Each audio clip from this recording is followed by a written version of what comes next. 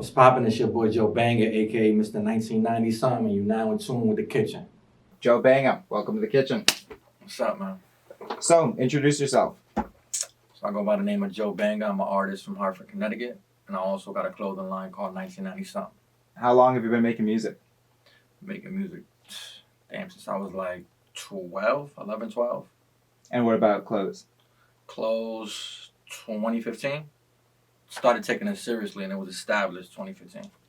So, growing up, who were some of your biggest musical influences? My biggest musical influence would have to be definitely Tupac. Tupac was my favorite rapper, greatest of all time. The Locks, Dipset as well, had a big influence during my growing up in my high school days and mixtape days. G Unit, 50 Cent, all the greats.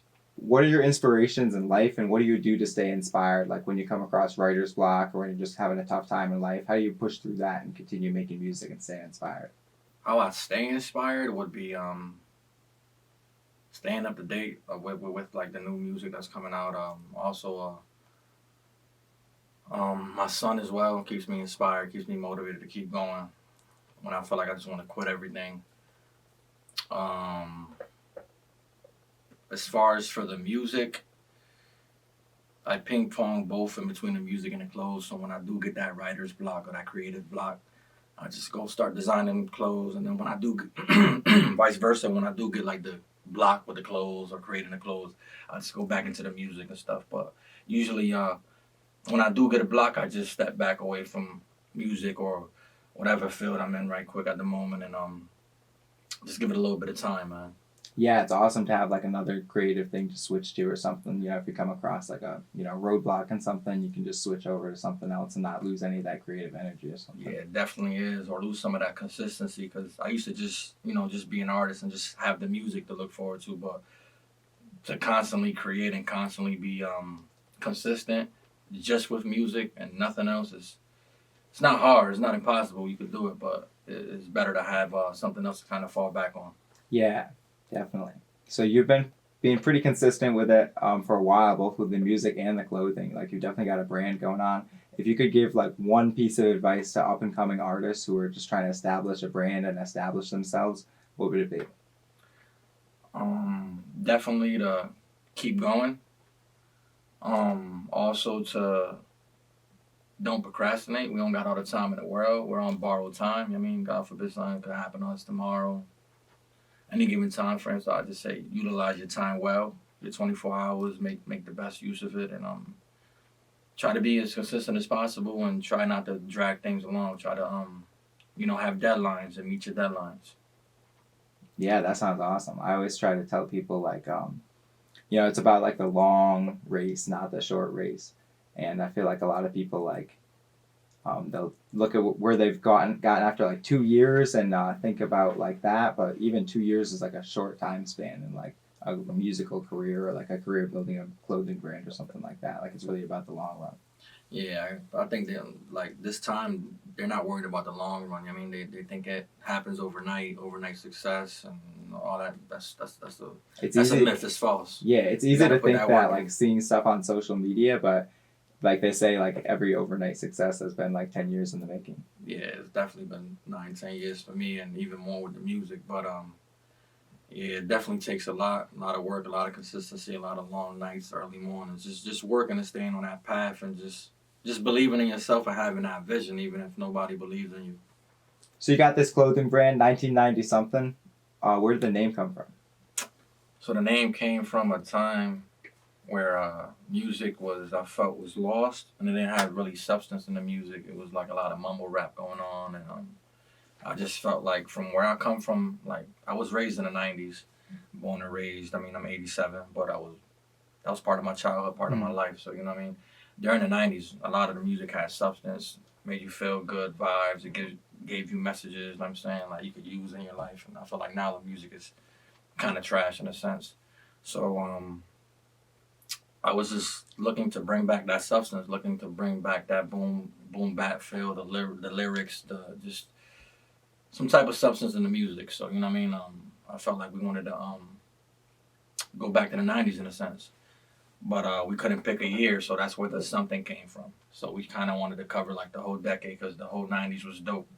So that's where the something came from. We took off the G to kind of give it like a little urban twist to it, a little slang. So and yeah, we started a series, a volume 1997 part one. Shout out to DJ Get It Right and DJ Big Mike who hosted the tape. And that's how it started. It started as a music project first. Yeah, it sounds like it was like right from the jump. It was always like very connected with the music. Yeah. Yeah, so I started with a music project, but also I wanted to be different and throw a piece of merch to kind of like come out with the tape, so you can also get a mixtape and like a shirt or something. You know what I mean, so I didn't think it was gonna become what it is now. But my idea was to just be think out the box. Everybody's throwing out music. What can we do to kind of like make it more exciting, or I mean, make it an experience? Yeah, that sounds awesome. It's cool that it like it just started off as like a thing for the music and it grew into like this whole like not even a side project, just like the second like the other half of what you're doing. Yeah, man, it's crazy because I never in a million years I thought I'd be designing, creating clothes, or even have this brand. So it was definitely God's work, God's plan. So, what's like the coolest story you have behind making a song? Do you have any like cool studio sessions that happened, or like a time you linked with like a dope artist or anything? No, yeah, definitely. I had a couple, but one that sticks out to me would be shout out to Tony Sunshine. So basically, shout out to Never Too Much Kicks Tone who actually put that collaboration together. So we basically went out to see him in Miami. Shout out to Mars Studio and he's gonna kill me. I forgot his name. The engineer that was with us that engineered the record.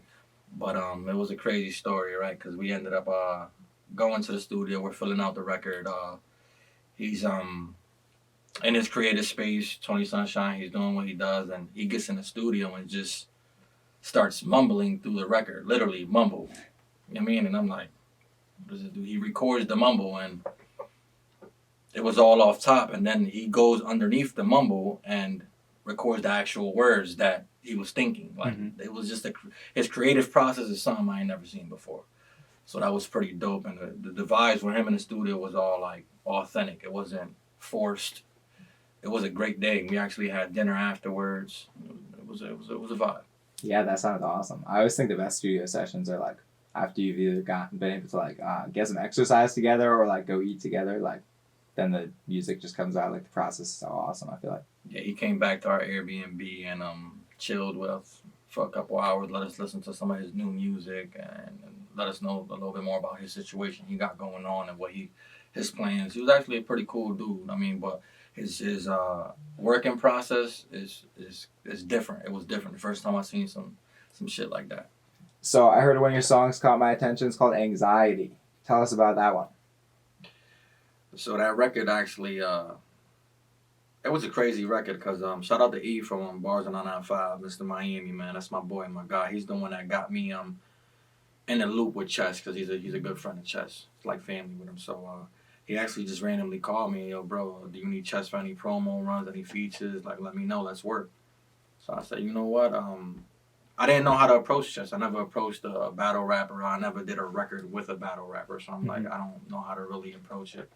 So I said, you know what? Why not? You cool people, let's work and but let's figure out a number so we could both be happy. So basically, we ended up finishing the business process of it. Then it came to time to record. So I actually emailed the first beat. So the first beat I actually chose for this crazy story. So the first beat I chose for Chess was actually the Chris Rivers record. So I got a record with Chris Rivers. It's called Whole Shit. And that was supposed to be for Chess. But Chess was having not really a hard time. He's an artist. He just wanted something that fit him and something that kind of like, I don't know, fit his style. So we kind of like fell back off of that beat. And I kind of gave him another beat with a hook already placed on it with the Frank 4-5. So he just had to enter his slot. And as soon as he heard that, that was the fastest verse I ever got back. So I knew that it fit his lane, it fit his pocket, and he was like, okay, like, yeah, this is the one. Yeah, that sounds awesome. Like, you just fit with it immediately. Yeah, definitely. Rather than the other one, he kind of sat on it, a little bit just to get the groove of it, or he wanted me to actually get on the record first so he could catch a vibe off me. And when I just gave it to him with just the hook, he went crazy and sent it back. did my part, and that record is definitely a dope record. Yeah, it came out crazy. I especially like the hook on that one. Yeah, the beat, everything came together on that. Looking to do the video soon for that one, maybe this summer. My favorite beat,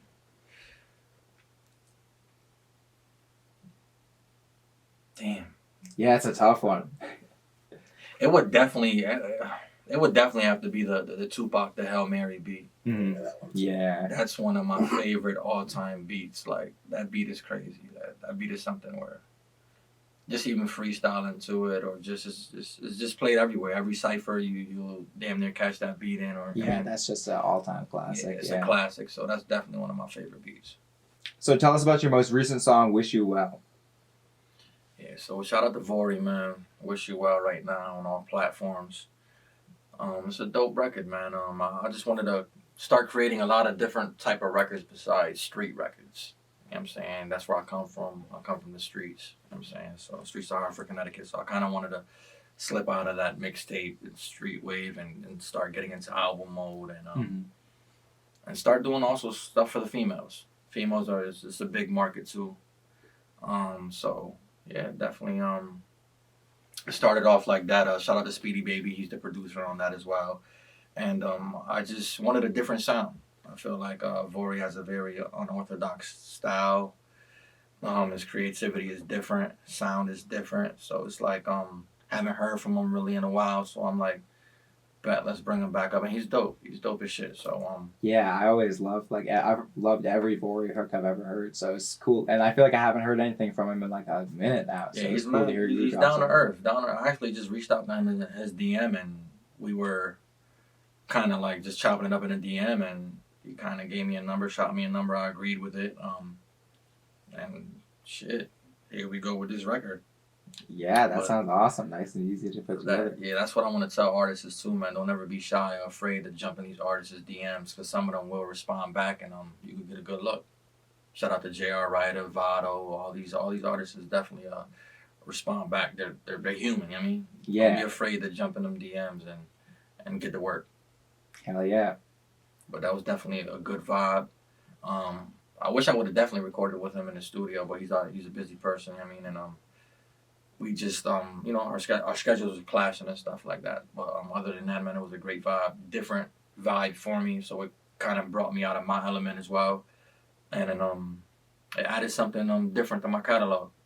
Yeah, definitely. Definitely is not like it still fits with the rest of like your style, but it's definitely a little bit of a different genre. Yeah, it has a little edge, a little street edge to it. You know what I mean? Kind of love street edge to it, relationship issues, you know what I mean? But it's definitely a dope overall record, and I feel like everybody could definitely relate to that record. Yeah, and so you just touched on it a little bit, but like what is the message that you're trying to send with this record? Like what is the themes that you wanted to talk about?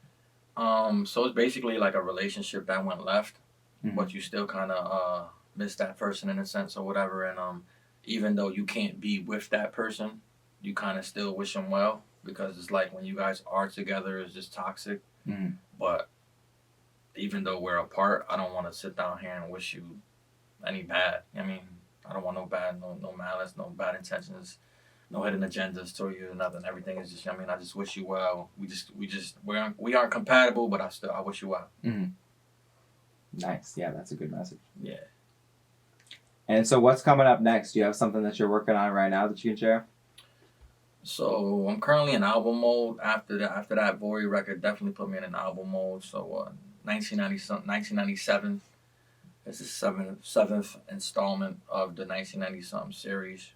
So that's what we're working on now. I'm gonna keep it an EP, nice, short, sweet, real records. Records with substance, records with messages. We might have a couple, one or two records in there that just just bullshit on. But other than that, I'm really trying to deliver some substance, some good timeless music. I'm trying to get vibes. I'm not trying to, you know what I mean? The world right now that we're living in is moving fast. So I mean, it's just short attention spans. People are kind of like skimming through music, passing through music fast. So I'm trying to just create a timeless body of work, and yeah. So we got that coming. We got that dropping, and we definitely on the clothes. We got a bunch of clothes just dropping. It's just a bunch of flavors. We're gearing up for spring and summer right now. We got all the winter stuff right now, so you could definitely tap in at 1990somthin.com without the G. Yeah, hell yeah, tap in. Get yourself right with some clothes. Do you have a plan for what comes after 1999? Yeah, it's crazy that you mentioned that, right? Because I also think about that too. Me and my team kind of chop it up about that as well. Yeah, I'm gonna kind of get off of the 1990 Science series, and I have another name in mind. I don't want to put it out there yet. With an acronym with the meaning behind that as well. So it's something that I usually say at the end of all my verses. So we're working on that. So, but we definitely got something in the works. Yeah, it sounds like you're already thinking far ahead. And I don't really rush my projects now. Like I don't know, I don't like to rush my creative space. Mm-hmm. You know what I'm saying? So that's why I felt like the next 3 projects got to be elite, top notch. We got to beat whatever we've been doing. So yeah, gotta you know take your time, make sure they come out right. Yeah, I'm competing with myself and I'm actually just competing with my catalog, just trying to be greater every time. Damn, that's a good mentality. Yeah. All right, we got this little mixtape going on here, a little compilation tape. Tell us about this. So that's basically for all the DJs, man. That's basically all my latest singles, all my latest music that I got with big features, big names. That's the clean and dirty versions for all the radios, DJs, and just music enthusiasts. You know what I mean? So we just wanted to give you a different experience and give you something that coincides with the actual brand. So, it's a cassette tape from the 90s, man. And you could flip it open and it turns into a thumb drive, pop it in your computer, and enjoy some good tunes. Yeah, this looks awesome. It's just such a creative little thing. Like, this is just such a cool way It's to like a collector's item, man. Yeah. So we try to keep it nostalgic, try to keep it in tune with the brand as well, It looks awesome.